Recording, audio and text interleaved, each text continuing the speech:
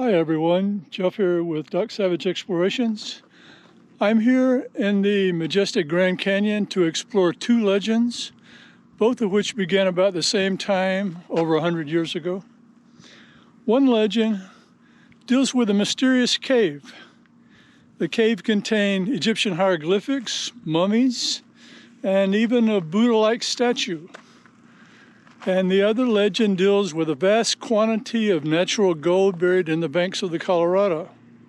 So those are two legends we're going to be exploring while we're here. And of course, we're going to look at the history first to see how these legends began. Then we'll have some kind of background to work on. So let's do that right now. The year is 1908. Henry Ford has just started production of his Model T in Detroit. And the Wright brothers are in France, showing the world that man can fly. Meanwhile, out west in Green River, Wyoming, G.E. Kinkaid was preparing to set out on a once-in-a-lifetime expedition down the Green River to the Colorado River and all the way to Yuma, Arizona. Mr. Kinkaid was an archaeologist and explorer from Lewiston, Idaho, in the employ of the Smithsonian Institute for over 30 years. In October of 1908, he was dispatched on his expedition with the stated purpose of looking for mineral deposits along the river. In March of 1909, he finally arrived in Yuma, Arizona. He immediately went to the telegraph office to notify the Smithsonian of a fabulous cave he had discovered in cliffs overlooking the Colorado River. He had also removed a number of artifacts from the cave, which he now shipped to the Smithsonian in Washington, D.C. Next, he contacted the Arizona Gazette newspaper in Phoenix with details of his discovery. A couple of weeks later, on April 5, 1909, Mr. Kinkaid's complete story appeared in the Arizona Gazette. By this time, the Smithsonian had sent a Professor S.A. Jordan to survey the cave with Mr. Kinkaid. The article stated that they were busy stringing electric lights through the passageways of the cave. Kinkaid and Jordan were talking about rewriting the history of the world because of this fabulous cave, but as you know, that never happened. This one newspaper article marked the beginning of official disclosure and also the end of it. Nothing else was ever heard about this cave or its wealth of historical artifacts. The Smithsonian disavows any knowledge or records of not only the cave, but also of its employees, Mr. Kinkaid and Professor Jordan. And of course, they never received any artifacts from Yuma. On June the 19th, 1912, an article appeared in the New York Times. Here's the headline: Men engaged in gold dredging operations expect to astonish the world. Huge amounts of gold in the banks of the Grand Canyon. The group of men doing the dredging were led by a longtime miner, Mr. Charles Spencer. They were working in the Lee's Ferry area, which is just upriver from the Grand Canyon.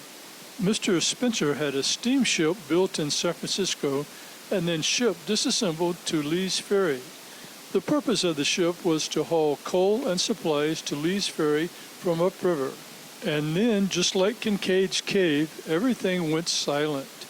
3 years later, the steamship could be seen beached and abandoned just north of Lee's Ferry. The area is now part of the Glen Canyon National Recreation Area.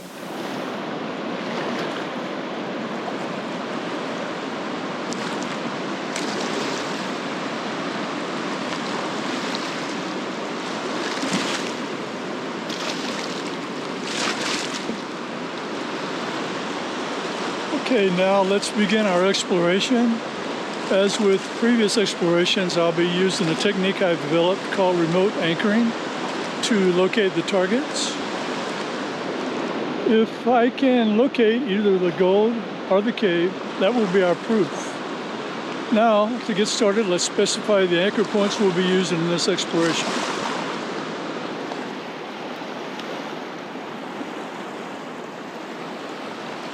Okay, anchor point 1 will be the center point of the largest natural deposit of gold in the Grand Canyon area.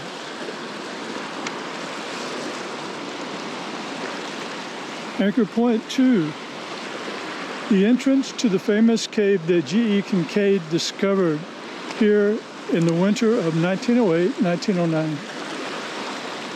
So those are our two anchor points. You can think of them as targets, the same thing. So let's find our first base point, and then we'll get a vector to each one of our targets. The Grand Canyon, as you probably know, is a huge and rugged area. I'm going to select the first base point in the Lee's Ferry area because I know that Spencer was here in 1910, 1911 doing gold mining. So I figure this is a good place to start.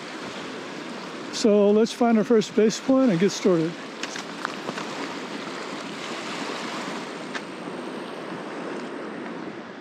Okay, I'm on a little beach here at Lee's Ferry called Paria Beach. It's a nice little bank of sand here. The sand built up here because the river makes a sharp turn to the left right there at that corner you see. And it slows down, and all the sand slows down over here and builds up on this bank. So this is going to be our first base point. The name of the base point is GC Base 1, Grand Canyon Base 1. And you'll see the coordinates of this base point, and also the two vectors I drive here on your screen. The first vector is going to be for the cave entrance. The second vector is going to be for the center point of the gold deposit.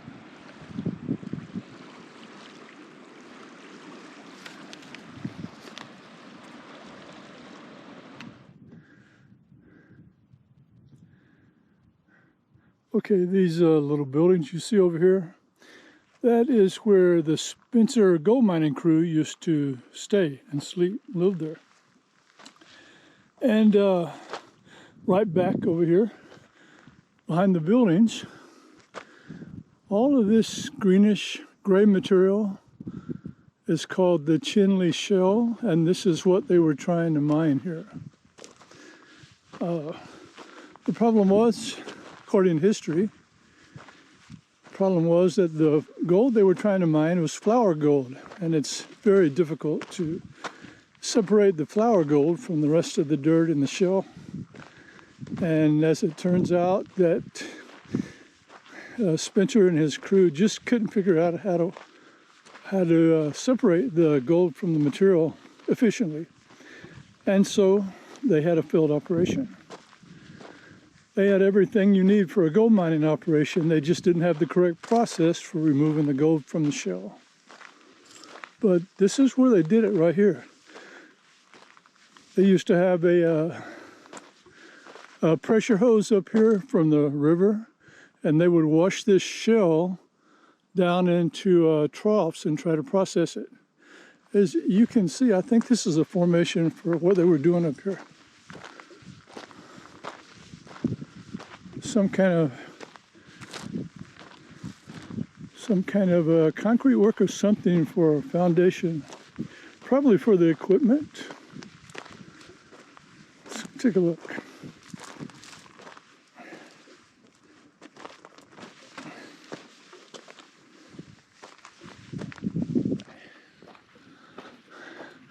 Yeah, but look at the material they had up here.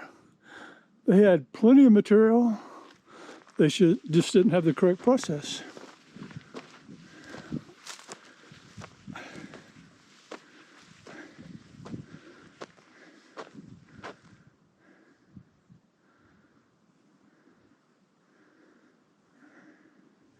Yep, that's exactly what this foundation here is for. It's for their mining equipment.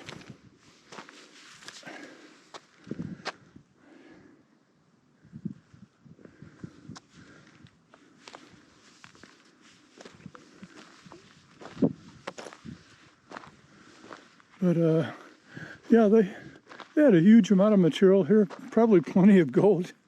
Just couldn't separate it.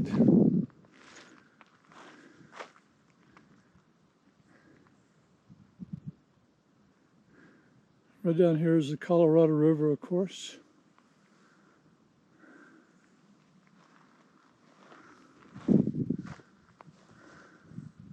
So I'm right up the little canyon here, north of the mining shacks down here you can see in the background. I'm going to use this as the second base point, so this will be GC base 2. And I'll put the information on your screen. I'm just going to do a gold vector here because we know that the cave entrance is up, upriver, so it's not around this area. And I think we're pretty close to the center point of the gold deposit, so we're going to do a vector here and see what we get. But I think we're pretty close right here.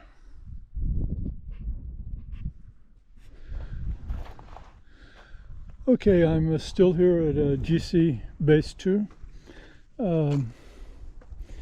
The vector for the gold should be on your screen. And the vector is pointing this way, and it's only 160 meters. So just over this little hill is where the center point, and obviously the gold formation is this chinley shell, this green type of material that we're kind of surrounded by here. And there is a huge volume of it. There's I would probably say thousands of tons here, just in this one area. And there's more across the river. If you look across the river, you can see more of it. And there's more in Marble Canyon all along the banks. So there's a lot of it. I don't know how much gold content is in it, but there is possibly a substantial amount. But it's all protected by the NPS, National Park System.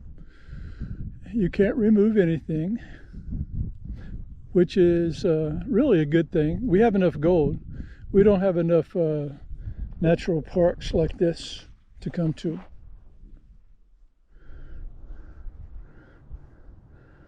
The Colorado today is very placid. I'm going to be out on it tomorrow morning early, headed north, headed upriver, looking for the cave entrance, and it looks like its conditions are going to be just about perfect. There are ducks everywhere here, though.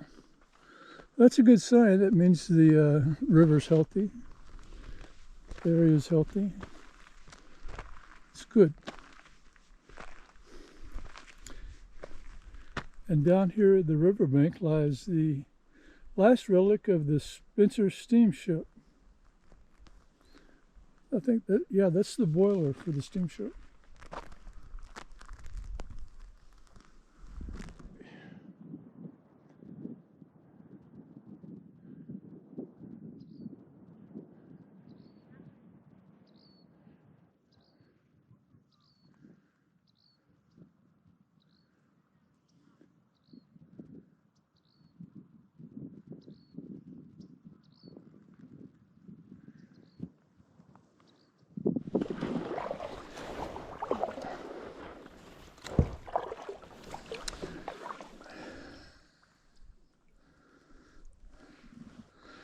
Okay, day 2 of the exploration.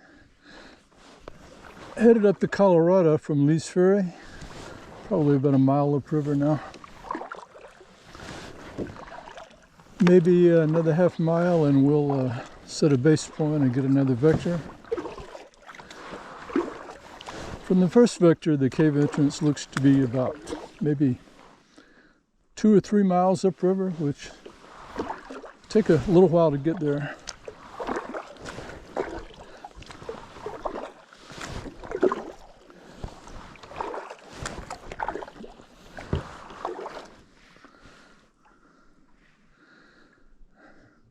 Good day for it though. The river is calm. Not a lot of currents trying to push you downstream. So it's pretty easy going upstream.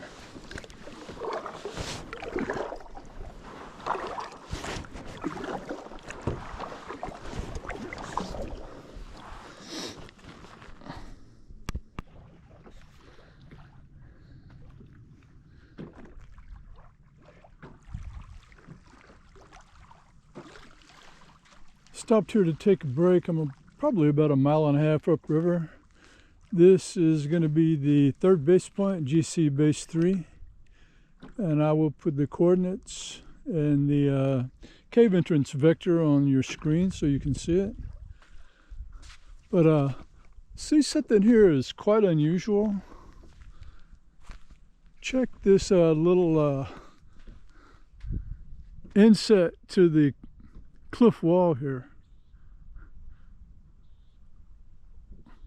It's like it's almost carved out of the wall there. Very unusual.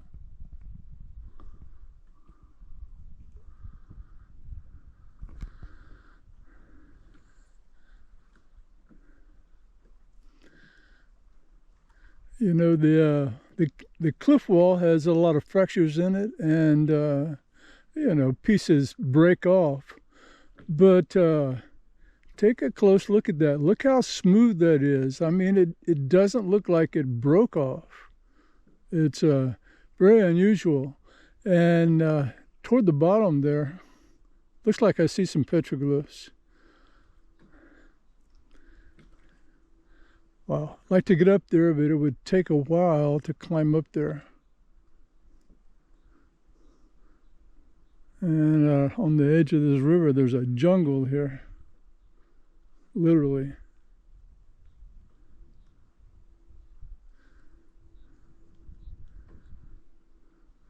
But this place here is awesome. I mean, the cave's going to be anywhere. It's going to be here, you know.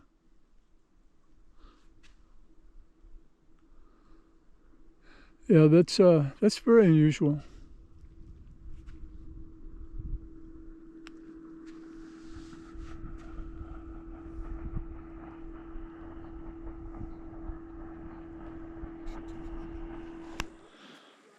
Well, I stopped here to eat lunch, and this is Sunday, and I'm surrounded by people. There are people everywhere here. People down there. Lots of people over here. Across the river from where I am, this is a place called Waterhole Canyon. It's very popular for stopping and doing a little hike into the canyon. It's a very narrow canyon, and it's quite beautiful. But I'm going to get another reading here. So this is going to be GC Base 4. And we're right in the area here. One of the endpoints to the cave entrance is right across the river, down this way a little bit. Of course, I don't see anything there. And then the other one is way down here toward this corner. So we have two here in the area. I'm about to take another one, and this will determine the rest of the exploration for the afternoon.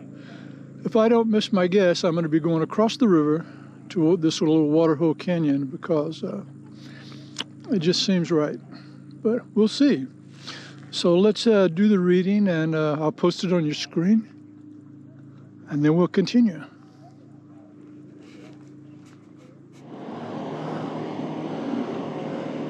Just entering Waterhole Canyon now.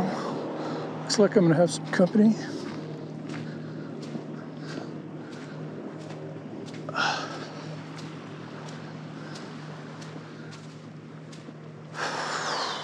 Can I ask you a question?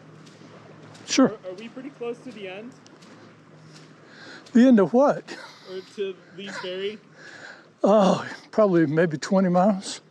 20 miles? I'm just joking. Couple of miles. Couple miles? It's probably maybe an hour, hour and a half from here. Okay. You just go around Just, this? yeah, stay on the river. Get out in the middle in the current and you'll go a lot faster. All right. Yeah. Thank you. Sure.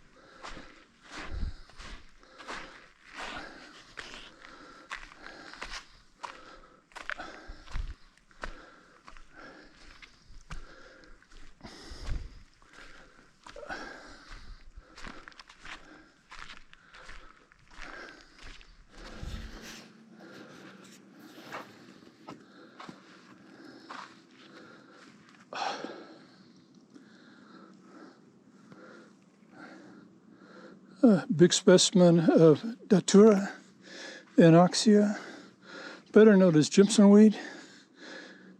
Mexican is teloche. This is one of the plants that Don Juan used to train his student, Carlos Castaneda, whose real name is Carlos Castillo. Carlos died in the late 90s, some kind of cancer, internal organ, something like that.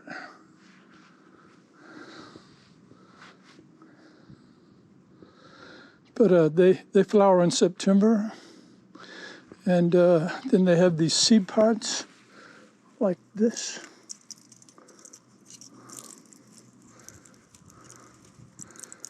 That right there will be full of seeds.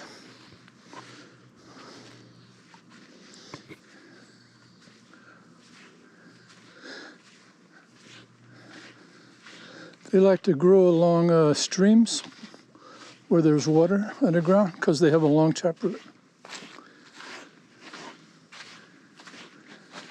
Yeah, they're all along through here. There's more.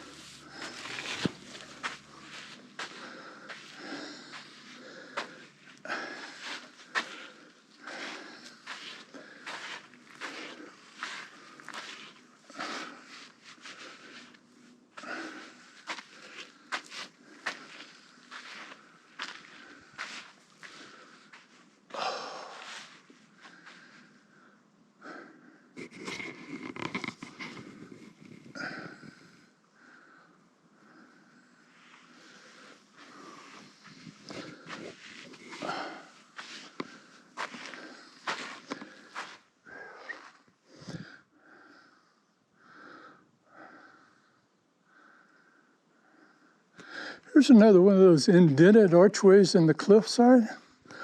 You know, it's natural, obviously natural, but wow.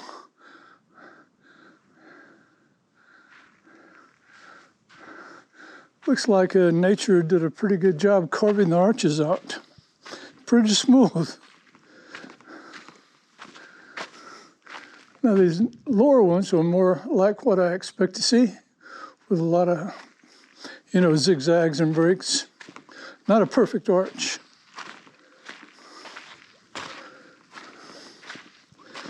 But I'm probably a half mile into Waterhole Canyon, and there's got to be 20 or 30 people up in the canyon somewhere, because I see all the kayaks. But I seem to be alone right here. You never can tell, huh?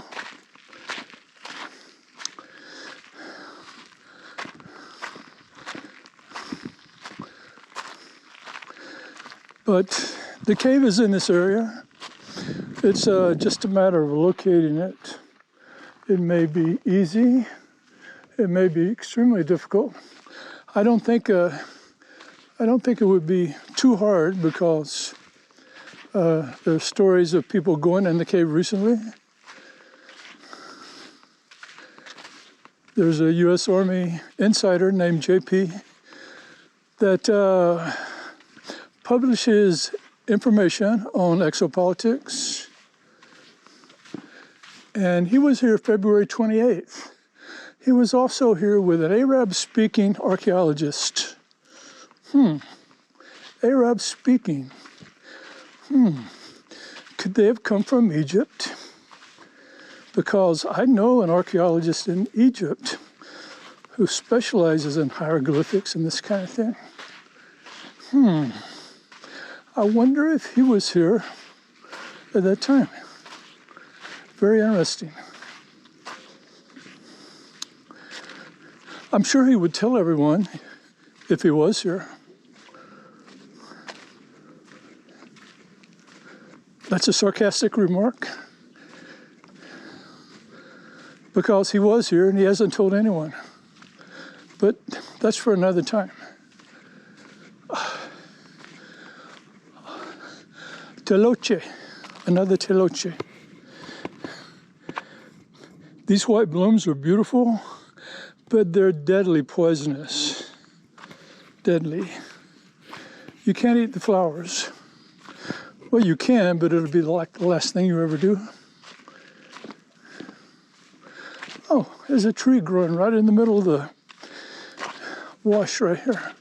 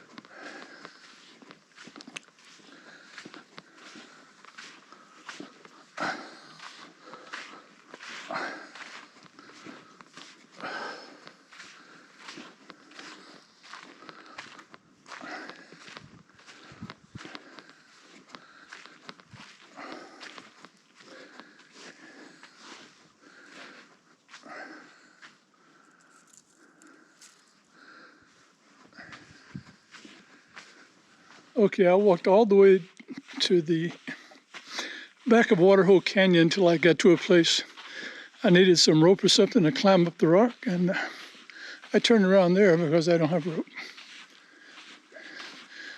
And running out of daylight. So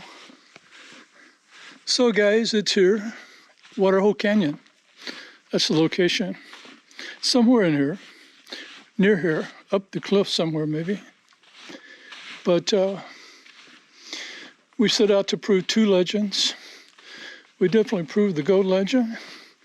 It's just north of Lee's Ferry, and a huge layer of chinley shell.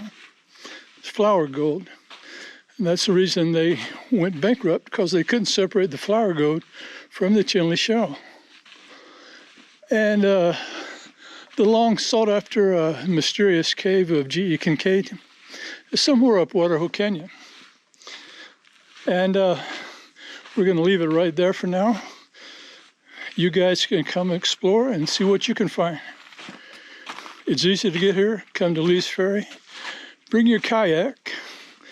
And then you can just come up the river here to Waterhole Canyon and explore to your heart's content. And maybe you will find something wonderful. It's around here somewhere. But that is it for the Legends of the Grand Canyon. I hope you enjoyed it. See you next time.